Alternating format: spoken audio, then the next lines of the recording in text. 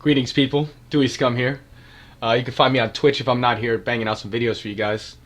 Today I'm going to talk about crafting and POE. Let's break it down a little bit about items and kind of how we do this, because there's a lot to learn.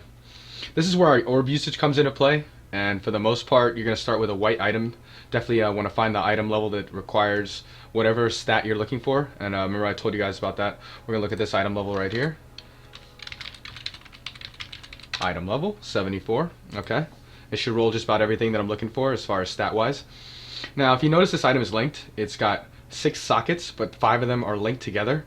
And items in this game are going to come in all forms: single links, no links, some have a couple sockets, more than one. You can alter the item. You can alter the item by using your jewel orb and changing the amount of sockets on there to get the desired effect. In this case, 4 is the max here. We're going to go till we get 4 if we can get it. See, maybe we can't get lucky as hell. Oh, 4. Okay, so we got 4 sockets in here, but they're not all linked, if you noticed. Now we can go ahead and use our fusing orb if we want to try to link them. See that? Now this is how crafting kind of begins at its finest. Here we have a blue item, and if we like the desired effects on it, we can go ahead and toss a regal orb on it, and it'll change it to a magical to a rare item from a magical item. That way we can go ahead and begin crafting on it. Or you can also master craft, which is another option to these things here. So we're going to go ahead and throw a regal on it. It got stun recovery. And then we're going to go ahead and see if we can go ahead and put something on it that we want. Yeah. I want some fire resistance. Okay. We'll now have some fire res.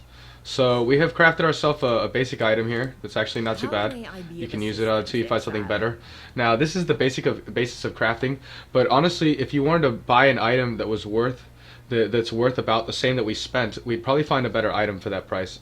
So you want to make sure that you're conserving your orbs and only crafting if you can't find the item that you really want, or if you found a good item but it doesn't have the required sockets or links that you want, you can go ahead and change that. You can also change the color of the sockets by using a chromatic orb. Easy enough to change it to whatever desired colors that you want. You know what I mean? Now make sure you guys keep in mind that a pure energy type of armor like this is going to roll more blue than it's going to roll green or red, which we consider off colors.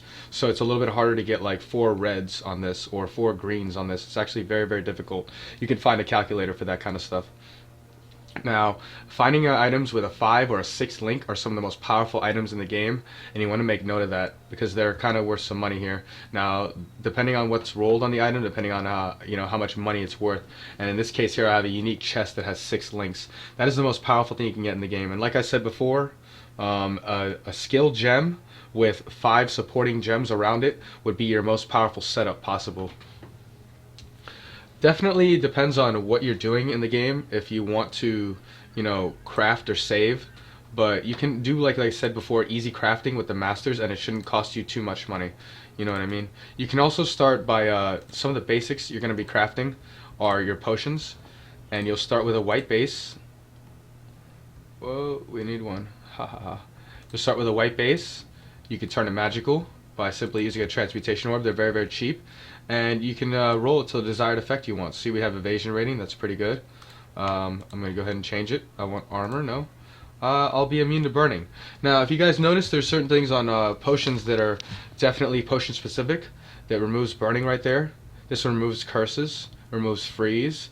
All of your status effects can be alleviated by using one of the potions here. So not only are potions a good source of life recovery as far as that, or leech, it's also one of the only places that you can recover from like burning, or you could take off a frozen effect or something like that, a bleeding effect, things of that nature. Potions can also be used to give yourself a boost in stats as far as like movement speed. Here I am moving faster. You can check the charts, and I'll show you another one. We can also go ahead and use our evasion flask here.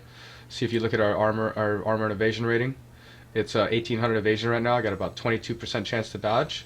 We'll pop our potion. We're at 14,000 with about 60% chance to dodge. So we about tripled our chance to dodge here for a short period of time. You can see our buffs are up here. Now that's very important because potion play has honestly been revolutionized in this game here. you'll go into the games and you'll most likely be spamming certain potions, like that evasion potion I have. I'll be spamming it in really tough situations, and I gain potions back by killing monsters. In my case, I get them back when I when I get a critical strike, because that's what the modification is on my potion. But more times than not, you'll get them just by killing monsters. And at the rate of about 1 charge per white mob, you get about 3.5 per blue, 6 per rare, and 11 per unique monster, just to give you some reference on how many charges you get back. My flask here holds 30 charges, so you can see that, and it's 10 per use. So it's definitely a big deal, and it's the starting of your crafting days in POE. So you want to make sure you pay close attention to that when you pick up your potions, and when it's worth it to craft them. Sometimes some modifications are very difficult to get, and they cost a lot of alteration orbs. So you want to make sure, you know, if you can buy one in a trade chat or something like that, get one from a friend. It might be worth it just not to waste all that stuff. This is going to be a min-maxing type of game, guys. So make sure you know what you're doing when you're out there. All right, have a good one. Take care. Peace.